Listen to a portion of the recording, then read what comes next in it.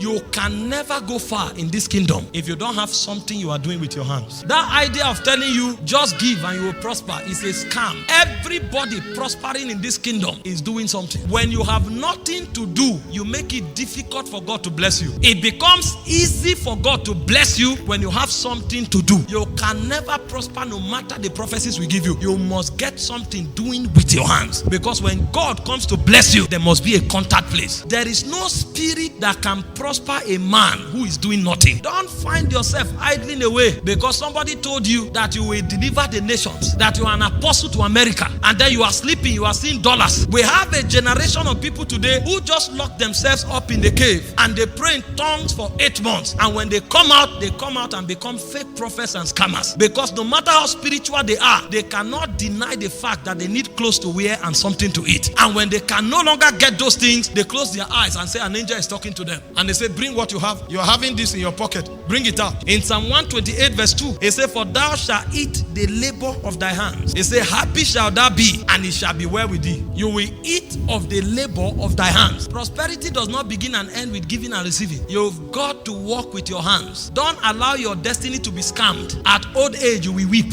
In Proverbs 16 verse 3, it says, commit thy works unto the Lord, and thy thoughts shall be established. In Proverbs 21:25, it said, the desire of the slothful killeth him. It said, for his hands refuse to labor. For the man that labors, he said, his thoughts shall be established. He said, but for the slothful, his desire will kill him, because his hands refuse to labor. You want to walk in honorable and true prosperity, you must find something doing with your hands. That's the foundation of prosperity, and prosperity with integrity. I told you from the beginning, for you to prosper, you must walk by mysteries and you must walk by instructions. If you violate these instructions, you will travel from coast to coast, receive all the impartation. You will be shocked what your life will become. In Deuteronomy 28 verse 12, it says, for the Lord shall open unto thee his good treasures, the heavens, to give thee rain unto the land in his season. And he said, to bless all the works of thy hands, and thou shalt lend unto many nations, and thou shalt not borrow. So as you walk with your hands, it says God will bless it, and then you will become a blessing to many nations, and you will not borrow. But the protocol of becoming big enough to bless many nations is that there is a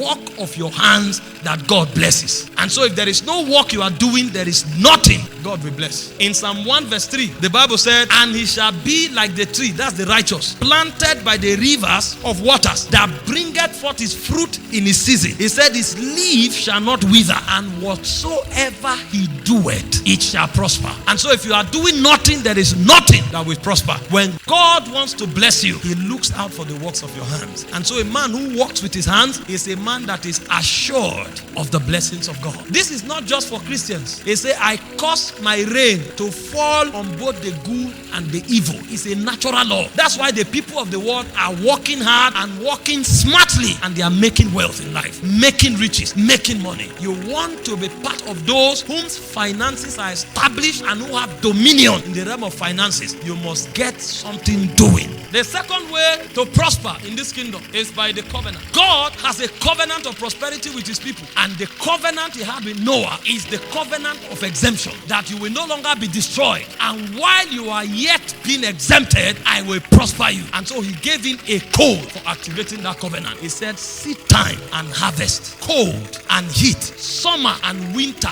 will not cease. That means so long as the climatic